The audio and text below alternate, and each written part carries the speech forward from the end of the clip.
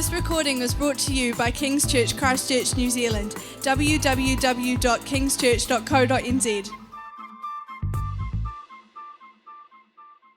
Said to me that my hair looks very white through the camera. I don't know why you were saying that. If that's a kind thing to say or just an observation, I'm not sure. Sign of wisdom. Sign of wisdom, Yeah. We'll see. Okay, well, morning everyone. This morning I'm going to be continuing in our series looking at some of the names of Jesus. A couple of weeks ago, Ken started looking from the perspective of Jesus being the Saviour. Last week it was Jonathan, and he spoke on Jesus being the Lord. And today I'm speaking on Jesus the Messiah, the Christ. This morning I want to make 5 brief points, which I'll get to very shortly. Please don't panic. My aim is to be finished in 20 minutes, so that's be the intention. Young fellas at the back, 20 minutes. That's all you've got to code for. Hold me to it. Set your stopwatches if you need to. For those of you who don't know me, my name is Tim Williams. If you don't know, I am the son of Doug and Judy Williams, the brother of Liz, who's not in here at the moment. For good or for bad, you might notice some similarities between us. Certainly the shared surname is a little bit of a clue. Now, when we hear the phrase, Jesus Christ, let's remove from our heads the idea that Jesus was his first name and Christ was his surname. Jesus wasn't born in a stable in Bethlehem to Mary and Joseph Christ. The names Messiah and Christ are instead a description of who Jesus is. These names describe him. He is Jesus the Christ, Jesus the Messiah, and we'll come to their meanings in a moment. Now, without wanting to contradict what I've just said or to confuse anyone, in some respects, these descriptive phrases, Messiah and Christ, aren't too different from how English surnames originally emerged. So I wish that Bob and Mary were here this morning. Bob told me during the week that he wouldn't be. Probably heard I was speaking, so he decided not to come. The name Cheeseman was given to someone who was a maker or a seller of, surprise, surprise, cheese. I don't know if they've retained their ancestral skills. You'll have to ask them. Matt and Leslie, Parker, derived from Old French with the meaning keeper of the park. Essentially, they were gamekeepers. I find that really interesting, given that Matt is often seen wandering around with a cloth cap on his head, a hound at his feet. All he needs is like a shotgun and a brace of pheasants to complete the look. Judith Miller, unfortunately not here. I pick people who aren't here.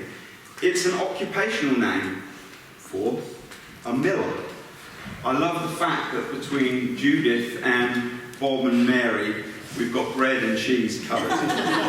What more important bases are there to have covered in a church family than bread and cheese? Alex and Rachel, have they escaped? Ah, there you are. Alex and Rachel. Skingle, apparently it's a derivative of the name shingle. Did you know that? Oh, good. Not because your ancestors were afflicted with that particular ailment, but rather that they were involved in making roofing tiles, we call shingles. Now I'm tempted to go on, but I'm sure you get the point. Names have meaning.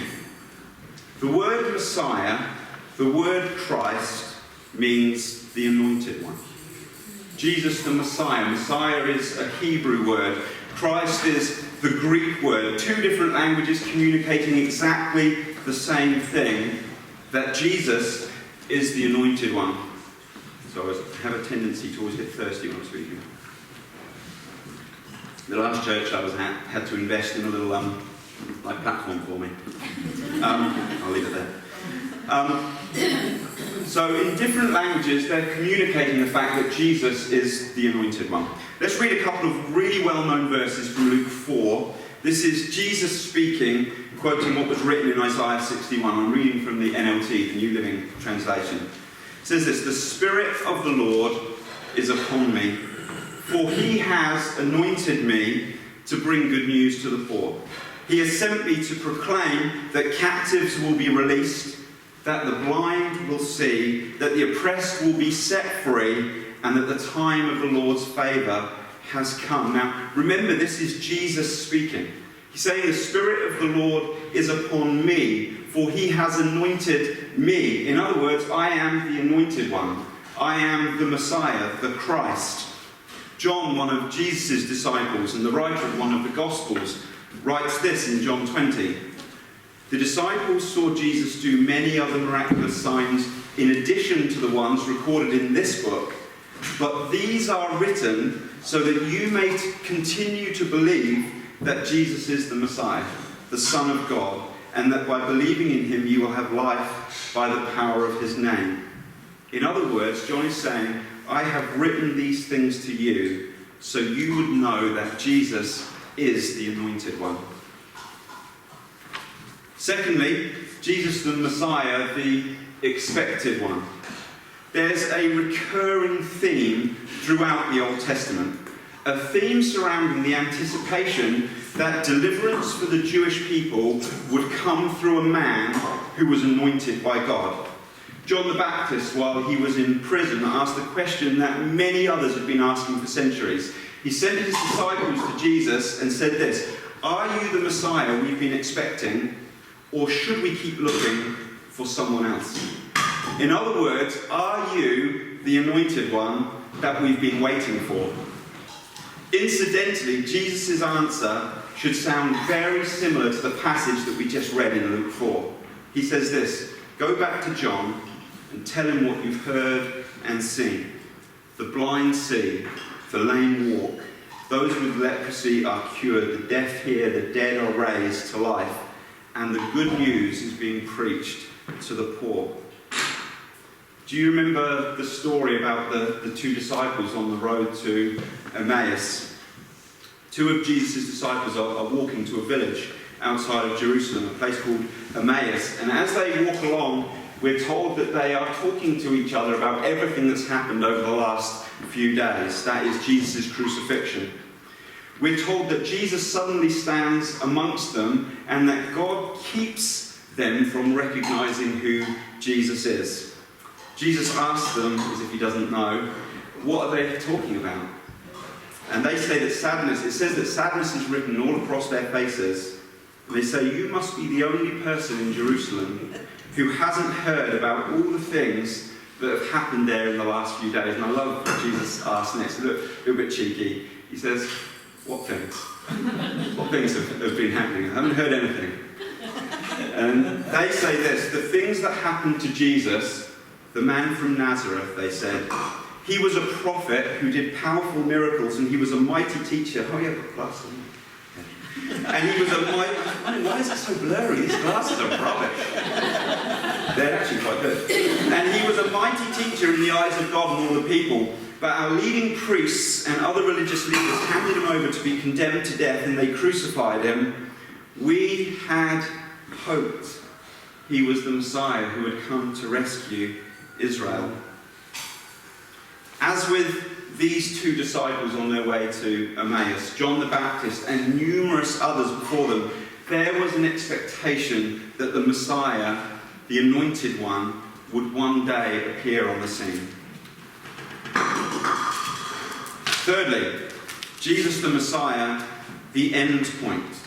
So Jesus was the end point, the fulfillment of all the Old Testament prophecies that foretold of a coming Messiah. I love Old Testament narrative, the stories of Abraham, of Joseph, of Esther, etc. I love reading their exploits, their steps of faith, their obedience, even when their very lives were on the line. I love the rawness of the stories. They are stories told, warts and all. They include the good, the bad, and the undeniably very ugly. Moses is one such character that I love. Big picture. I love the fact that God takes flawed humans like Moses and he uses them to do mighty exploits. That he uses the tongue-tied to speak to kings. That he takes those from the most unlikely, the poorest, the most desperate backgrounds to, in Moses' case, have responsibility for leading God's people. Men like Moses give me hope. They should give us hope. They should stir our faith that God in his sovereignty wants to use men and women like you and me to take mighty steps of faith. What I also love about many of the Old Testament characters, and in this specific case, Moses, is his wonderful foreshadowing of Jesus. Let me highlight a few of my favourites. Moses was royalty in Egypt, but left his position of power to serve and save an enslaved people. Jesus was the King of Kings, but left his position of power to serve and save an enslaved world. The Israelites experienced 400 years of bondage until Moses rescued them from Egypt. The nation of Israel experienced 400 years of silence until God sent his son to save them. Moses chose 12 spies and sent them into the promised land. Jesus chose 12 disciples and sent them to proclaim the truer and better promised land, not one of earthly geography, but one of restored relationship with God. Moses held up a pole. Remember that story? It had a snake on it, so that everyone who looked upon it might be saved from their deadly snake bites. Jesus was held up on the cross, in doing so conquering Satan, the serpent, so that everyone who looked upon him would be saved from their sin. Moses first initiated the Passover lamb to take the wrath of God. Jesus is the final and ultimate Passover lamb who fully took the wrath of God once and for all. Moses led his people to the promised land, but not into it. Jesus leads his people to the better promised land, reconciliation with God, and will one day usher us into the ultimate promised land, eternity with him.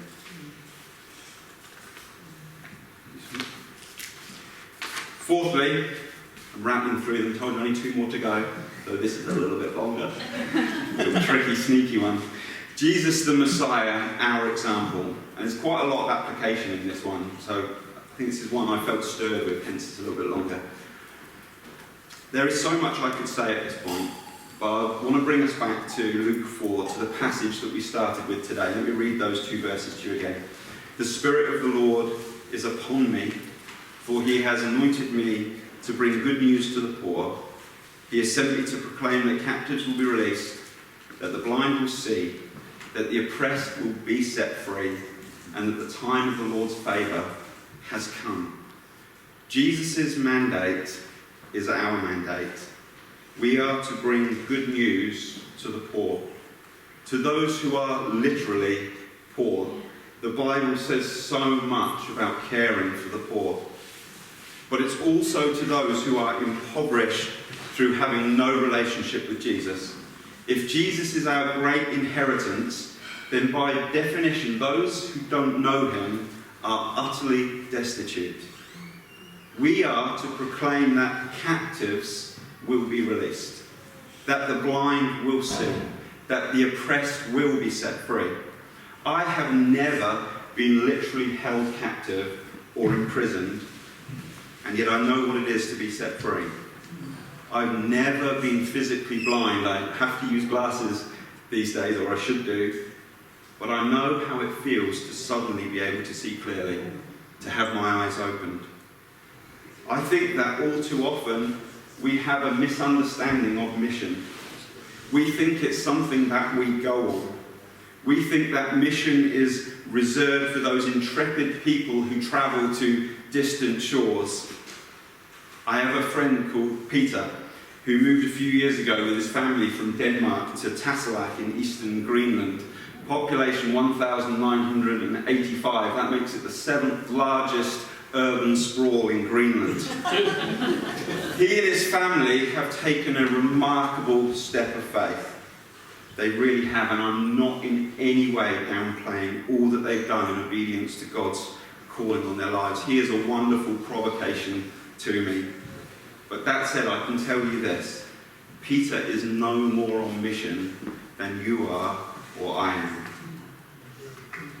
a few years ago I felt really challenged about sharing my faith. I'd always had the mindset that it was important for people to see my faith through my actions, by setting a good example, if you like. And I haven't changed my mind. That is a really good thing to do. However, I want to get better at taking the opportunities that I was given, not ramming the gospel down people's throats who don't want to hear it, but taking the opportunities that were made available to me. Excuse me. One day I went to the Dulux paint shop in the town that we live to pick up a small pot of a very vivid blue-coloured paint. The guy behind the counter was intrigued. No one bought that colour, blue, and he wanted to know what I would possibly be using it for. So I told him that the church I worked for had a really big, beautiful auditorium, and that I wanted to paint 2 of the columns in it this beautiful coloured blue. My intention was that in this very plain but very big and nice-looking auditorium, when someone emerged or came into the church for the first time, they would sit down, we'd try and take it all in, they would see these 2 blue columns, think, why on earth has someone painted this lovely room with these bright blue columns, and then see next to it that there would be some information. And the information would be ways for them to connect. Now, obviously, we wanted to do it personally if we could, but sometimes we'd miss people. And so we wanted them to have something that would draw their attention. It was a miracle the team let me do it, but they did. And he asked me, what church? What church is it? Well, that's an easy question, isn't it? Even I can't mess that one up. So I told him the church, and it could so easily have been the end of the conversation. But for once it wasn't. And I said to him, why don't you come on Sunday and see what your paint looks like on the walls? You'd be very welcome, and if you do come, please ask for me. I'd love to see you. I'd love to talk to you. And as it happened, he came one Sunday, and surprise, surprise, but he came with his daughter, and it was the one Sunday I wasn't there. I was away with my family. But he asked for me, and he left his contact details, so good. I sent him a text apologising for not being there. He told me in reply that his life was hard at the moment. Family issues, health problems for his mum, incidentally, who he told me was a Christian living in another part of the country. I said that I'd pray for him, and I told him that I'd get our staff team to pray for him when we have our weekly prayer meetings. And we did. So I sent him a text and I told him that we had prayed for him and that we'd remembered him. A few months passed and I heard nothing from Adam until out of the blue, no real pun intended there, I got a text from him. He said that he wanted to thank me because miraculously the relational breakdown had been resolved and that his mum was in remission. It's always hard when you do something like this in front of people, isn't it? You do it on your own, it's no problem at all. Do it in front of people and suddenly, whoa. So he had moved to Worcester to be closer to his family and was part of Hope Church, Worcester, a New Frontiers church, had I heard of them. Our bit is often really, really small. It's an invite, it's a text message, it's a prayer. It's just letting someone know that you're thinking about them. But God can do great things with our very little. I used to get really frustrated. If you're timing me, guys, I'm probably going to go over now because I've just wasted some time. I hope you're not timing me. I used to get so frustrated by the farmer in the parable of the sower. Surely a farmer should know better than to throw some seed on the path. I'm very literal, you see, so I'm reading that and why would you do that? This is your farm, you've sowed it before, you know there's a path there, don't throw the seed on the path. It's not rocket science, it's so straightforward. And he threw some on the rocky, unprepared ground as well. Even I know you're supposed to plough land. In thorns? He threw some seeds in the thorns? No. Surely this is kind of like farming 101. It doesn't get very much more basic than this. But actually, that's not the message. The parable of the sower wasn't Jesus' attempt to kind of revolutionise dodgy farming practice. I don't think it's really even primarily a story to tell us that different people's hearts are different and some people will receive the good news and some people won't. Instead, to me, it's a story that paints a beautiful picture of a God who isn't willing that any should perish. It's a story of a gracious God who is liberal in his sowing of seed. I'm personally so grateful that seed was thrown time and time again on this hard-hearted, rocky and thorn-covered man. Like Jesus the Messiah, our example, let's liberally share the gospel. Pray for the sick. Ask God to open blind eyes, to set people free. Matt and Aidan, perhaps you will come up and I'll just finish this very quickly. Finally, very quickly, Jesus the Messiah, our expectation. After American troops were forced to surrender the Philippines in May 1942, General Douglas MacArthur vowed to retake the islands, giving his famous promise, "I will return," which was printed on thousands of matchboxes, buttons, bars of soaps, leaflets, and it was airdropped all over the nation. It was by means of giving encouragement and hope to the Filipino people that there would be people coming back to rescue them. MacArthur kept his promise. He returned, bringing liberation to the nation. That other famous warrior, Arnold Schwarzenegger, in the movie The Terminator, and I'm going to tell Tim, don't try and do the voice, said something similarly eloquent, didn't he? "I'll be back," is what he said. I'm not doing that. I won't be drawn into it. I tried it this morning, it was terrible. But even better, Jesus the Messiah made a similar prophetic promise to his disciples, declaring in John 14, "When everything is ready, I will come and get you, so that you will always be with me where I am." There's a Christian band, perhaps you can stand together if you can. There's a Christian band in the UK. Matt and Leslie will know them very well. Come from Brighton, a band called Fat Fish. They wrote a song about 20 years ago.